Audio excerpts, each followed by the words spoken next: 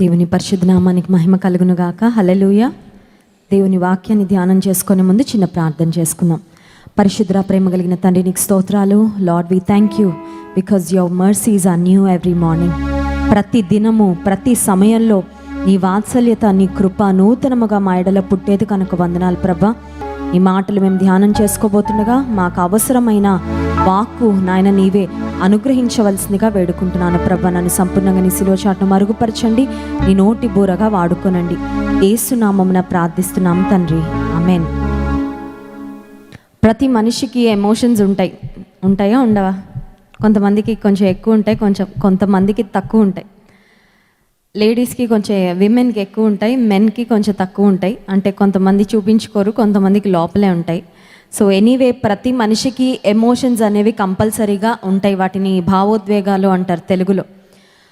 మనిషికి ఉండే భావోద్వేగాలన్నిటిలో ఒక ప్రాముఖ్యమైన భావోద్వేగం ఏంటంటే భయం, ఫియర్ అనేది ఒక మనిషి లోపల పుట్టేది.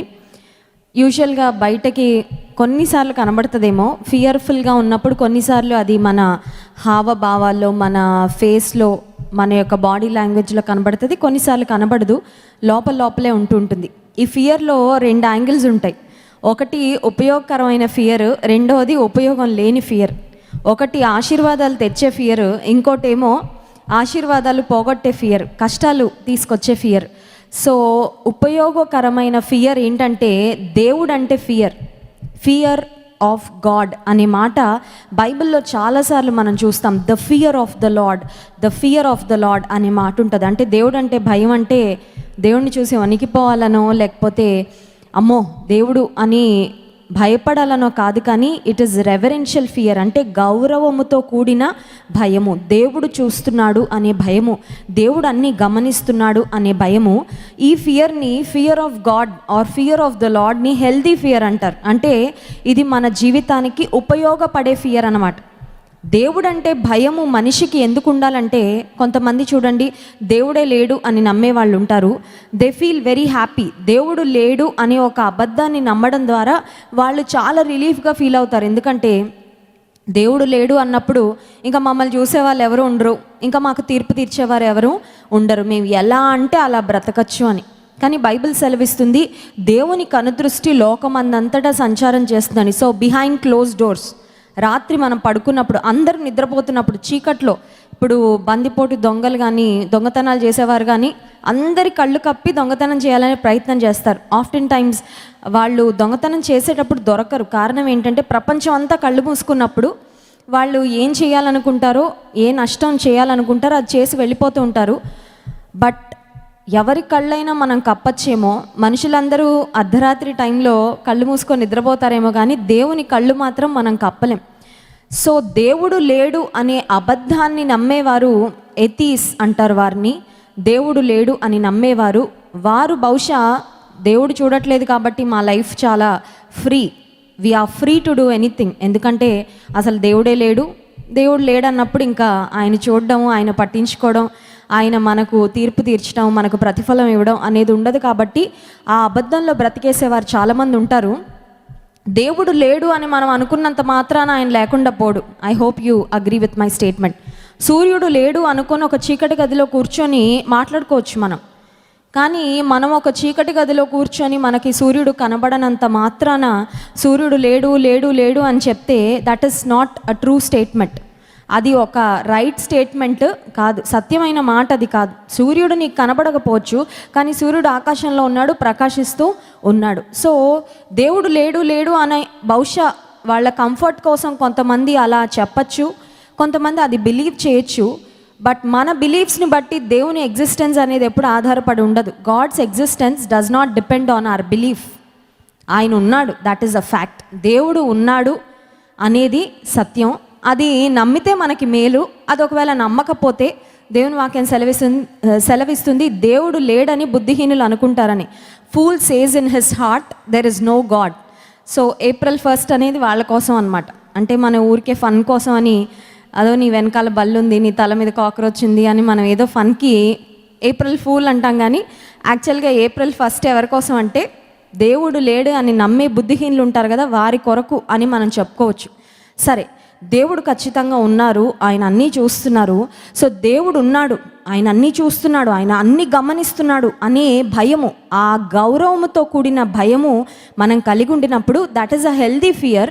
అది మనకు ఉపయోగకరమైన భయము, అది మనకు ఆశీర్వాదాలను తెచ్చిపెట్టే భయం. ఎందుకంటే దేవుడు ఎప్పుడు చూస్తున్నాడు అన్నప్పుడు మనం జాగ్రత్త కలిగి ఉంటాము. మనము పాపాలు చేయడానికి భయపడతాం, జంకుతాము. దేవుని ఎదుట సరిగ్గా ఉండడానికి మనం ప్రయత్నం చేస్తాం. దేవుని వాక్యం కూడా సామెతల గ్రంథం 1వ అధ్యాయము 7వ వచనంలో మనం చూసినట్లయితే the fear of the lord is the beginning of wisdom, is the beginning of knowledge అనే మాట ఉంటుంది. సామెతల గ్రంథం 1వ అధ్యాయం 7వ వచనం, యెహోవా యందు భయభక్తులు కలిగి ఉండుట తెలివికి మూలము. అలాగే 9వ అధ్యాయము 10వ వచనంలో కూడా ఒక మాట వ్రాయబడి ఉంటుంది, ప్రావర్బ్స్ 9:10, యెహోవా యందు భయభక్తులు కలిగి ఉండుటయే జ్ఞానమునకు మూలము, పరిశుద్ధ దేవుని గూర్చిన తెలివియే వివేచనకు ఆధారం. అసలు దేవుడు అంటే భయం కలిగి ఉండడం అంటే ఏంటి? What is the definition? దేవుడు అంటే భయభక్తులు కలిగి ఉండడం అంటే ఏంటి అంటే దాని డెఫినిషన్ కూడా ఉంది చూడండి. ప్రావర్బ్స్ 8:13, సామెతల గ్రంథం 8వ అధ్యాయం 13వ వచనం, యెహోవా యందు భయభక్తులు కలిగి ఉండుట చెడుతనమును అసహ్యించుకొనుటయే. సో ఏది చెడుగో, ఏది మంచిది కాదో దానిని అసహించుకుంటే దేవుడు అంటే నిజంగా మనకు భయము, భక్తి ఉన్నట్లు. సో మన జీవితంలో దేవుడంటే భయం ఉండేలాగా ఎప్పటికప్పుడు చూసుకుంటూ ఉండాలి. కొన్నిసార్లు మనం ఎలా అయిపోతుంటాం అంటే అన్స్టాపబుల్ అయిపోతాం అనమాట. డేర్ బాగా పెరిగిపోద్ది. ఆ డేర్ ఏ లెవెల్కి వెళ్ళిపోద్ది అంటే నాకు దేవుడు అంటే కూడా భయం లేదు, దేవుడిని కూడా నేను లెక్క చేయను, ఐ డోంట్ కేర్. నాకు మంచి చదువు ఉంది, నాకు మంచి ఉద్యోగం ఉంది, నాకు చాలా ఆస్తిపాస్తులు ఉన్నాయి, I have everything I want, నాకు కావాల్సినవన్నీ నాకు ఉన్నాయి, ఇక నేను దేవుడికి భయపడాల్సిన అవసరం ఏంటి అనే స్థాయికి కూడా కొన్నిసార్లు వెళ్ళిపోయే ప్రమాదం ఉంటుంది. సో దేవుని యందు భయము ఎప్పుడూ కలిగి ఉండేలా మనం చూసుకుంటూ ఉండాలి. ఇది ఉపయోగకరమైన, ప్రయోజనకరమైన భయము. అయితే మనకు ప్రయోజనకరం కాని, మనకు ఉపయోగం లేని భయం, చాలాసార్లు ఉపయోగం అయిన భయమేమో మనలో ఉండదు. ఏ భయం మనం కలిగి ఉండకూడదో ఆ భయం మనలో ఉంటుంది. మత్తయి సువార్త 10వ అధ్యాయము 28వ వచనంలో యేసుక్రీస్తు ప్రభువు ఏ ఫియర్ మనం కలిగి ఉండకూడదో చెప్పారు చూడండి. మాథ్యూ చాప్టర్ 10 వర్స్ 28, మరియు ఆత్మను చంపనేరక దేహమునే చంపు వారికి భయపడకుడి, కానీ ఆత్మను దేహమును కూడా నరకములో నశింపచేయగలవానికి మిక్కిలి భయపడుడి. మనుషులకి భయపడద్దు, దేవునికి భయపడండి అని చెప్పారు సింపుల్గా. ఆ వచనాన్ని మళ్ళీ మనం పారాఫ్రేజ్ చేసుకుంటే, మనుషులకి భయపడద్దు, దేవునికి భయపడండి. ఎందుకంటే మనుషులు ఈ ప్రాణాన్ని తీస్తారేమో, కానీ ఆత్మను కూడా నరకాగ్నిలో పడవేయగలిగింది దేవుడు. సో ఈ దేహమునకు హాని చేసే వాళ్ళకి మీరు చాలాసార్లు భయపడుతున్నారు, but do not fear man, fear God అనే మాట యేసుక్రీస్తు ప్రభు చెప్పారు. సో మనలో ఉండకూడని భయం ఏంటంటే మనుషులంటే భయం. కొంతమందికి బాస్ అంటే భయం, అవునా కదా? కొంతమందికి భర్త అంటే భయం, కొంతమందికి భార్య అంటే భయం, కొంతమందికి శత్రువులు అంటే భయం, కొంతమందికి ఎవరినో చూస్తే ఎక్కడ లేని భయం పుట్టుకొస్తూ ఉంటుంది. సో మనుషులంటే మనకి భయము ఉండకూడదు. We should not have the fear of man. ఇంకొక మాట కూడా ఉంది చూడండి, we must not have the fear of danger. కీడు సంభవించునేమో అన్న భయము మనకు ఉండకూడదు. కొన్నిసార్లు చూడండి, అపవాది ఒక తలంపు మన మనసులో పెడతా ఉంటాం, ఏమన్నా అయిపోద్దేమో, ఏదైనా కీడు సంభవిస్తుందేమో, అలా జరిగిపోద్దేమో, ఇలా ఊహించుకుంటే ఎప్పుడైతే పడుకుంటామో నిజంగానే ఏదో జరిగిపోయినట్టు కల వచ్చేస్తుంది. ఇక కలొచ్చిన దగ్గర నుంచి వీళ్ళకి నిద్ర పట్టదు.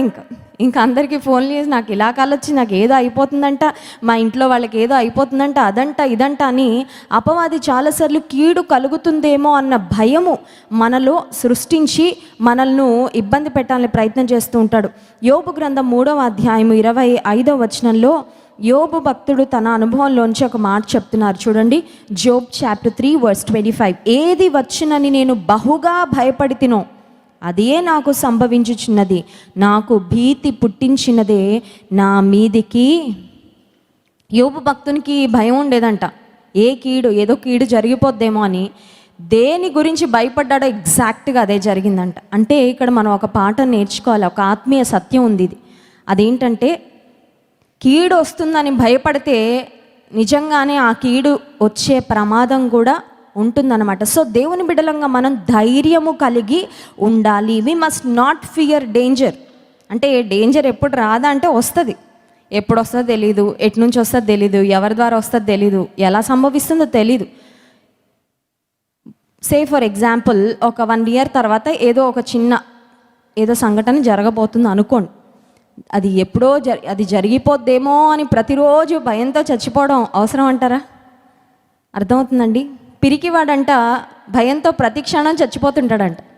ధైర్యవంతుడు జీవితంలో ఒక్కసారి చనిపోతాడు, కానీ పిరికివాడు భయంతో ప్రతి దినము చస్తూనే ఉంటాడంట. అంటే ఒక రకంగా చెప్పాలంటే భయం అనేది మన జీవితాన్ని మనం సాఫీగా బ్రతకనివ్వదన్నమాట. సో కీడు వస్తుందన్న భయము విశ్వాసులంగా మనలో ఉండకూడదు. వ్యాధులు వస్తాయన్న భయం, ఫెయిల్యూర్ వస్తుందేమో అని, ఇంటర్వ్యూకి ఇంకా వెళ్ళడం ఫెయిల్ అయిపోతాడని భయం పట్టుకుంటుంది. అంటే ఆ భయం ఉపయోగకరమైన భయమేనా? చదవను కూడా చదవలేరు, ఎందుకంటే ఫెయిల్ అయిపోతానేమో. ఇంకా ఆ భయం స్టార్ట్ అయిన తర్వాత ఇక మెమరీలోకి ఏమి ఎక్కినా కూడా క్వశ్చన్ పేపర్ చూడగానే మెమరీ అంతా బ్లాంక్ అయిపోద్ది. కొంతమంది పేరెంట్స్ నా దగ్గరికి వచ్చి చెప్తా ఉంటారు, మా అమ్మాయికి ఎగ్జామినేషన్ ఫియర్ అండి, మా అమ్మాయి కోసం ప్రేయర్ చేయండి. నైట్ అవుట్ చేసి చదువుతుంది, కష్టపడి చదువుతుంది, ఎగ్జామ్కి వెళ్ళగానే బ్రెయిన్ అంతా బ్లాంక్ అయిపోద్దని. ఎందుకంటే ఎగ్జామ్ ఫీవర్ ఉంటుంది. కొంతమంది నిజంగానే జ్వరం వచ్చేస్తుంటుంది, చెమటలు పట్టేస్తుంటాయి. సో ఈ భయము మనకు ఉపయోగము లేని భయము. 2 తిమోతి పత్రిక 1వ అధ్యాయము 7వ వచనంలో ఒక చక్కని మాట వ్రాయబడింది చూడండి. 2 Timothy chapter 1:7. 2 తిమోతి పత్రిక 1వ అధ్యాయం 7వ వచనం. దేవుడు మనకు శక్తియు ప్రేమయు ఇంద్రియ నిగ్రహము గల ఆత్మనే ఇచ్చెను గాని పిరికితనము గల ఆత్మ ఇయ్యలేదు. దేవుడు మనకు శక్తి, ప్రేమ, ఇంద్రియ నిగ్రహము కానీ ఒకటి ఇవ్వలేదంట. దేవుడు ఇవ్వంది ఎవరిస్తారంటే అపవాదిస్తాడు. ఎందుకంటే దేవుడు సాతాను ఎప్పుడు ఆపోజిట్ పార్టీస్. సో దేవుడు మనకు పిరికితనము గల ఆత్మని ఇవ్వలేదంటే పిరికితనం ఎవరి నుంచి వస్తుందన్నమాట? అపవాది నుంచి వస్తుంది. So fear is from the enemy. ఎందుకంటే అపవాదికి తెలిసి నిన్ను భయపెట్టేస్తే, ఫస్ట్ నిన్ను మానసికంగా డౌన్ చేసేస్తే ఆ తర్వాత నీ డిఫీట్ ఖాయం అనమాట, నీ యొక్క ఓటమి తథ్యం. సో అపవాది ముందు నీ మనసులో భయాన్ని ప్రవేశపెట్టి ఆ తర్వాత నీ జీవితాన్ని పతనం దిశలో నడిపించాలని అపవాది ప్రయత్నం చేస్తూ ఉంటాడు. సో పిరికితనము గల ఆత్మేమో అపవాది నుంచి వచ్చేది, ధైర్యముతో నిండిన ఆత్మేమో దేవుని నుంచి వస్తుంది. సో దేవుడు అంటే భయం ఉండడం మంచిది, ఖచ్చితంగా మనలో ఉండేటట్లుగా చూసుకోవాలి. కానీ ఇంక మిగతా మనుషుల కొరకు భయపడినా, పరిస్థితుల కొరకు భయపడినా, ఇంటర్వ్యూల కొరకో లేకపోతే ఎగ్జామ్స్ కొరకో, పరిస్థితులను బట్టో, వ్యాధులను బట్టో, కష్టాలను బట్టో మనం భయపడుతున్నామంటే that fear is definitely not from God. ఆ భయము దేవుని నుండి వచ్చేది కాదు. ఒకవేళ భయం వస్తే ఏం చేయాలి? ఇప్పుడు భయానికి ఆపోజిట్ ఏంటంటే ధైర్యం వస్తే when courage walks in, fear walks out కదా. ధైర్యం మన లోపలికి వచ్చింది అనుకోండి, భయం ఆటోమేటిక్గా వెళ్ళిపోద్ది. లైట్ లేగానే ఎలా చీకటి వెళ్ళిపోద్దో, సో భయం పోగొట్టాలంటే ధైర్యం రావాలి. సో ధైర్యం ఎలా వస్తుందంటే యోబు గ్రంథంలోనే 4వ అధ్యాయంలో ఆ ఆన్సర్ ఉంది చూడండి. Job chapter 4:6. యోబు గ్రంథం 4వ అధ్యాయము 6వ వచనం. నీ భక్తి నీకు ధైర్యము పుట్టింపదా, నీ యథార్థ ప్రవర్తన నీ నిరీక్షణకు ఆధారము కాదా. మనకి ధైర్యం ఏది పుట్టిస్తుందంట? మన ప్రక్కన ఉండే మనుషులు కాదు, మనకి ఎవరో మారల్ సపోర్ట్ ఇస్తానని చెప్పిన వాళ్ళు ఉంటారు కదా, వాళ్ళెవరు కాదు. నీ భక్తి నీకు ధైర్యము పుట్టిస్తుంది. దేవుడు అంటే నీకున్న రెవరెన్స్, దేవుడు అంటే నీ హృదయంలో ఉన్న భక్తి ఏదైతే ఉందో, ఏ భక్తి నువ్వు చేస్తూ ఉన్నావో ఆ భక్తి నీకు ధైర్యాన్ని పుట్టిస్తుంది. So your faith on God gives you the courage and boldness. నీ జీవితంలో దేవుని పట్ల నీకున్న భక్తి, నీకున్న విశ్వాసము నీకు ధైర్యాన్ని కలుగు చేస్తుంది. ఇంకొక చక్కని మాట కూడా ఉంది చూడండి. సామెతల గ్రంథం 14వ అధ్యాయము 26వ వచనం. Proverbs chapter 14:26. సామెతల గ్రంథం 14వ అధ్యాయం 26వ వచనం. యెహోవా యందు భయభక్తులు కలిగి ఉండుట బహుధైర్యము పుట్టించును. హల్లెలూయా. దేవుడంటే భయం ఉంటే నాకేంటండి ప్రయోజనం? దేవుడంటే భయము, భక్తి ఉంటే చాలా బ్లెస్సింగ్స్ ఉన్నాయి. ఆఫ్ ఆల్ దోస్ బ్లెస్సింగ్స్ ఈ ఆశీర్వాదం కూడా ఒకటి. అదేంటంటే బహుధైర్యమును పుట్టిస్తుంది. బైబిల్ గ్రంథంలో మనం దానియేలు అనే ఒక వ్యక్తిని చూస్తాము. దేవునికి తప్ప ఎవరికి భయపడలేదండి. హల్లెలూయా. ఒకవేళ మనల్ని కనుక మీకు ఏమన్నా భయాలు ఉన్నాయా అంటే కొంతమందికి పెద్ద లిస్ట్ ఉంటుందిలేండి, అవునా కదా. ఒకసారి ఒక సహోదరు నా దగ్గరకు వచ్చి ఒక ప్రేయర్ రిక్వెస్ట్ చెప్పారు. అదేంటంటే, పలానా వ్యాధి నాకు వస్తుంది అనే భయము నాలో, ఇప్పుడు ఆ భయం 30 సంవత్సరాల నుండి వస్తూనే ఉందంట, కానీ వ్యాధి రాలేదు, కానీ భయం మాత్రం పోలేదు. అంటే చాలాసార్లు ఇంకా సంభవింపనిదేదో సంభవించేస్తుంది అనే భయం చాలామందిని లోపల బాధిస్తూ ఉంటుంది, కృంగదీస్తూ ఉంటుంది. కానీ దేవుని వాక్యం సెలవిస్తుంది, యెహోవా యందు భయభక్తులు కలిగి ఉండుట బహుధైర్యము పుట్టించును. దానియేలు అనేక మంది రాజుల పరిపాలన చేసిన కాలంలో బాబిలోనియన్ కింగ్డమ్లో ఆయన సర్వ్ చేశాడు ఒక అడ్మినిస్ట్రేటర్గా. సో ఎంతమంది రాజులు పరిపాలించినా దానియేలు యొక్క స్టాండ్ మాత్రం ఒకటే, దానియేలు యొక్క తీర్మానం ఒకటే. అదేంటంటే, నేను దేవునికే భయపడతాను, ఏ రాజుకు భయపడను, ఏ రాజు చేసిన ఆజ్ఞకు కానీ శాసనానికి కానీ నేను భయపడను. నా దేవునికి ఆపోజిట్గా ఏ రాజు ఏ పని చెప్పినా నేను చేయను. ఒకవేళ నా దేవుడు చెప్పిన మాటకు రాజు చెప్పే మాట రెండు మ్యాచ్ అయితే నేను చేస్తాను. బట్ దేవుడు చెప్పిన మాట ఒకటి, రాజు చెప్పే మాట ఇంకొకటి అయితే మాత్రం నేను దేవునికే భయపడతాను, రాజుకు మాత్రం భయపడను. మనందరికీ తెలుసు, దర్యావేషు రాజు బబులోను పరిపాలించిన కాలంలో ఫర్ ద నెక్స్ట్ 30 days, ఇప్పుడు జరిగే 30 రోజుల్లో ఏ ఒక్కరూ ఏ దేవుడికి ప్రార్థన చేయకూడదు రాజుకు తప్ప అని ఒక ఆజ్ఞను, ఒక శాసనాన్ని జారీ చేసినప్పుడు దానియేలు యథాప్రకారంగా కిటికీ తెరుచుకొని మరి మోకాళ్ళేసి మరి యెరూషలేము తట్టు తను తిరిగి ప్రార్థన చేసినట్లుగా దేవుని వాక్యంలో చూస్తాము. అప్పుడు సింహాల బోనులోకి దానియేలును పంపించే పరిస్థితి వచ్చింది. నిజంగా దానియేలులో ఉన్న బహుధైర్యం ఎంత గొప్పదంటే, రాజు చూస్తాడని భయం లేదు, దానియేలు శత్రువులు చూస్తారని భయం లేదు, ఆఖరికి సింహాలంటే కూడా భయము, రాజులంటే భయం లేదు. కింగ్ ఆఫ్ ద జంగిల్ అంటారు కదా, సింహాన్ని అడవి రాజు అంటారు. అడవి మృగం అన్న అడవి రాజు అంటే కూడా భయం లేదు. ఇప్పుడు సింహాల బోన్లోకి కూడా వెళ్ళిపోయాడు. అక్కడ దానియేలు సేఫ్గా, దేవుడు సింహాల నోళ్ళని మూసిన తర్వాత దానియేలు చాలా సేఫ్గా సింహాల బోన్లోంచి బయటకు వచ్చినప్పుడు దర్యావేషు రాజు బబులోను దేశంలో ఒక గొప్ప ప్రకటన చేయించాడండి. అదొక్క మాట చదువుకొని మనం ముగించుకుందాం. దానియేలు గ్రంథం 6వ అధ్యాయము 26వ వచనం చూడండి. Daniel chapter 6 verse 26. నా సముఖమున నియమించినదేమనగా, నా రాజ్యములోని సకల ప్రభుత్వముల యందుండు నివాసులు దానియేలు యొక్క దేవునికి భయపడుచు ఆయన సముఖమున వణుకుచుండవలెను. ఆయనే జీవము గల దేవుడు, ఆయనే యుగయుగములు ఉండువాడు, ఆయన రాజ్యము నాశనము కానేరదు, ఆయన ఆధిపత్యము తుద మట్టునకుండును. ఇది రాజు ఆ బబులోను సంస్థానంలో ఉన్న అన్ని రాష్ట్రాల వారికి, అన్ని ప్రజలకు, అన్ని భాషలు మాట్లాడే వారికి ఆయన చేయించిన ఒక ప్రకటన. దానియేలే గనక రాజుకు భయపడిపోయి ఉంటే దానియేలు యొక్క దేవుని గురించి ఎవరికి తెలిసుండేది కాదు. దానియేలే కనుక రాజాజ్ఞకు భయపడి ఉంటే దానియేలు యొక్క దేవుని పేరు బబులోను రాజ్యంలో అక్కడ ఉన్న సంస్థానాలన్నింటిలో మారుమ్రోగుండేది కాదు. దానియేలే కనుక సింహాలకైనా భయపడే. ఆఖరికి చూడండి, అపవాది కొన్నిసార్లు step by step, stage by stage, ఒకదానికి భయపడపోతే దానికన్నా ఇంకా కొంచెం సివియర్, ఇంకొంచెం ఫెరోషియస్గా, ఇంకొంచెం భయంకరంగా ఉండే పరిస్థితి ఏదో సృష్టిస్తాడనమాట. అంటే నీ ఫెయిత్ లెవెల్ ఎంత, దేవునికి నువ్వు ఎంత భయపడుతున్నావు పరీక్షించడానికి. దానియేలు ఆ ఫైనల్ పాయింట్ వరకు కూడా దేవునికే భయపడ్డాడు తప్ప రాజుకు, రాజాజ్ఞకు, సింహాలకు భయపడలేదు. అందుచేత దానియేలు క్షేమంగా సింహాల బోన్లోండి బయటకు వచ్చినప్పుడు రాజు చేయించిన ప్రకటన ఏంటంటే, అందరూ దానియేలు యొక్క దేవునికి భయపడాలి అని ప్రకటన చేయించాడండి. హల్లెలూయా. దానియేలు ఆ దినము దేవుని కొరకు నిలబడకపోయింటే దానియేలు అనే పుస్తకం బైబిల్లో ఉండేది కాదు. దానియేలుని దేవుడు అంతగా హెచ్చించేవాడు కాదు. దానియేలు ద్వారా దేవుని నామం అంతగా మహిమపరచబడి ఉండేది కాదు. దేవుని బిడ్డలంగా మనం ఒకటి నేర్చుకోవాలి.